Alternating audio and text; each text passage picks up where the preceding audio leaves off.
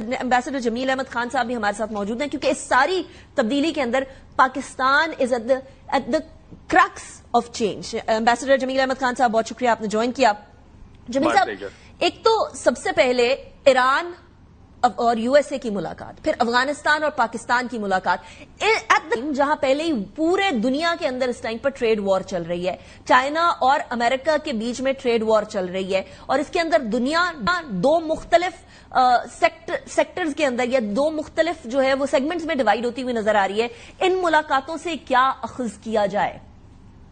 जी, basically देखें, दुनिया polarisation की तरफ बढ़ रही है और वो पोलराइजेशन नजर आ रही है। ब्लॉक जो मजबूत होते जा रहे हैं, जो ब्लॉक इस साइड पर हैं एससीओ ममालिक और उससे इर्द गिर्द के ममालिक, और दूसरा ये है कि United states, north America and Europe. तो वो तो अपनी जगह पर जो पोलराइजेशन है वो चल रही है। लेकिन इस जमन में कि ईरान की गुफ्तगू, ये आज भी उनकी जो रही है मीटिंग रोम में, और उससे पहले ओमान में मीटिंग रही है, वो यकीनन एक ब्रेक थ्रू है। लेकिन उसमें नजर आता है आगे जाके कि कोई ज्यादा पेशरफ्त, क्योंकि उनकी जो डिमांड है अमेरिका की, वो इस पस मंजर में है कि अमेरिका शुरू से चाहता था, यानी कि इजराइल चाहता था और अमेरिका उसकी पूरी सपोर्ट करता है, तो वो यही चाहता था कि ईरान के किसी तरह ये न्यूक्लियर के एसेट्स जो है उसको इस तरह न्यूट्रलाइज कर दिया जाए कि ईरान कभी इस काबिल ना हो सके कि इन्वेस्टमेंट कर सके या कोई वेपन ग्रेड की तरफ। ईरान इस बात पर किसी तरीके से आमादा होने को तैयार नहीं है, बिलखुसूस यूक्रेन के साथ जो रशिया के बाद हुआ है, उसके बाद वो वेपन्स वाली बात, तो वो ईरान की तरफ से जो स्टेटमेंट भी आई उसमें भी उन्होंने कहा है कि हमारे तो न्यूक्लियर एसेट्स बड़े पीसफुल मामलात के लिए हैं, हम लोग तो वेपन्स बनाना ही नहीं चाहते। हम वो मुल्क है जिन्होंने वेपन्स ऑफ मैस डिस्ट्रक्शन की मुखालफत की थी अपने रिलीजन और रिलीजियस आइडियोलॉजी की बेसिस के ऊपर। तो अमेरिका और ईरान के बीच में मिडिल ग्राउंड किधर आएगा फिर? देखिए, बात यह है कि अगर आप ट्रंप के बयान निकाल के देख लें, नेतन्याहू की देख लें, और बाकी उनके खास तौर पर जो यूरोपियन कंट्रीज और अमेरिकन एक्सपर्ट्स हैं, वो कहते हैं कि जी ईरान तो 60% से बहुत आगे चला गया है और जिस वक्त चाहे 12 दिन के अंदर वो अपने वेपन बना सकता है। तो ये बात यहाँ ट्रस्ट डेफिसिट की है। ईरान के तो सुप्रीम लीडर ने भी कहा है कि हम वेपन ऑफ मैस डिस्ट्रक्शन नहीं बनाना चाहते हैं। लेकिन ये दो मुख्तलिफ मौक़िफ़ हो गए। बहरहाल ईरान ने कहा है कि हम डिसमेंटल क्यों करें, हम इंटरनेशनल कानून के मुताबिक अपनी एनर्जी के लिए ये एनरिचमेंट कर रहे हैं। लेकिन बात ये है कि वो दूसरी पार्टी समझती है कि इस काम के लिए नहीं, ये तो वेपन, और फिर ये एग्जिस्टेंशियल थ्रेट समझता है। इजराइल इसको एग्जिस्टेंशियल थ्रेट समझता है, और याद रहे कि Israel is America and America is Israel, ये वो खुद कहते हैं, ये उनकी लीडरशिप के स्टेटमेंट है, मेरे नहीं है। तो जब यहाँ बात आ जाती है तो मालूम होता है कि ये चले एक अच्छी ब्रेक थ्रू है, और इसमें क्योंकि P5+1 है जिसमें कि चाइना रशिया भी शामिल है, तो वो चाहेगा कि ऐसे टर्म पर हो कि जिसमें खत्ते में थोड़ी हरारत कम हो। पूरी दुनिया में ट्रेड वार की आपने बात की, यस, हरारत दुनिया में ऐसा हुआ है, पहले भी हुआ है कि ट्रेड वार एक्चुअल वार में तब्दील हो गई है।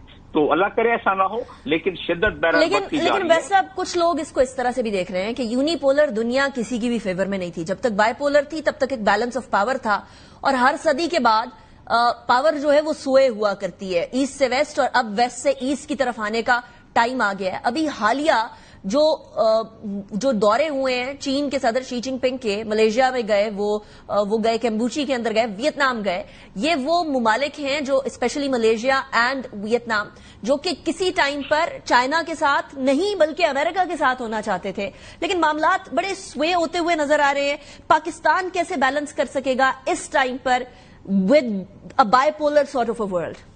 That's very true. In fact, I can give you, आपको एक और मैं मंतक दे देता हूँ, लॉजिक दे देता हूँ।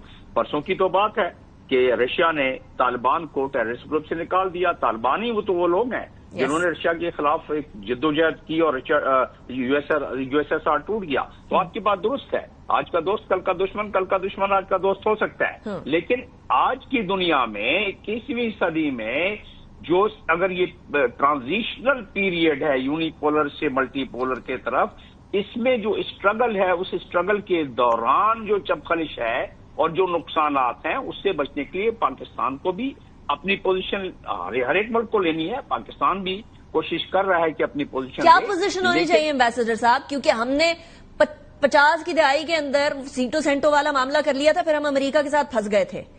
अब चाइना का जोर चल रहा है इस टाइम पर, और एक ही मुल्क है जो कि इस टाइम पर यूएस में ट्रेड वॉर के अंदर यूएसए को जो है वो आंखें दिखा रहा है, वो चाइना है। तो हम तो चाइना के नेबर हैं, यूएसए के साथ हमारा अच्छा खासा ट्रेड है। यही मैं पूछना चाह रही हूं कि हम बैलेंस कैसे करेंगे फिर इसको? जी, सतही तौर पर तो ये बात बिल्कुल सही है और मंतकी भी लगती है, लेकिन अगर इसकी गहराई में जाएं तो आप मकरूज किसके हैं? आप चाइना के मकरूज हैं 60 बिलियन के, और वो भी 60 बिलियन में से आपको कोई तकरीबन 12-13 बिलियन देने हैं।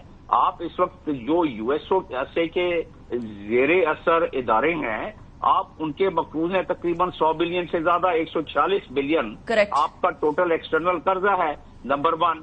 तो जो और फिर आपके ये ट्रांजिशनल पीरियड, अगर पाकिस्तान आगे जाके, मैं समझता हूं कि जिस डगर पर दुनिया जा रही है, पाकिस्तान और पाकिस्तान जैसे मुल्कों को आगे जाके धकेल दिया जाएगा ऐसी सूरत हाल में कि वो अपनी पोजीशन उसको लेनी पड़ेगी, नुकसान उठा के ही सही, लेकिन लेनी पड़ेगी। लेकिन अगर अभी से पाकिस्तान उसकी तैयारी करे, जैसे चाइना ने ट्रेड वार की जब खुशबू सूंघी ट्रंप के आने के बाद और उससे पहले कि वो आने वाला है, तो उसने तैयारी की। अब देखिए कैसे आंखें दिखला रहा है। तो इसी तरीके से ट्रांजिशनल फेज की बात साहब हम बात कर ही रहे हैं, देयर इज नो डाउट कि वो beggars can not be choosers वाली सिचुएशन आ जाती है। पाकिस्तान को सबसे पहले कर्जे से जान छुड़ानी होगी, लेकिन हमारा जो अफगानिस्तान के साथ रिलेशनशिप है ये भी ट्रांजिशनल फेज में ही चल रहा है, और वहां यूएस की वेपनरी भी है। यूएस भी कह रहा है हमने वेपनरी लेनी है $7 बिलियन की।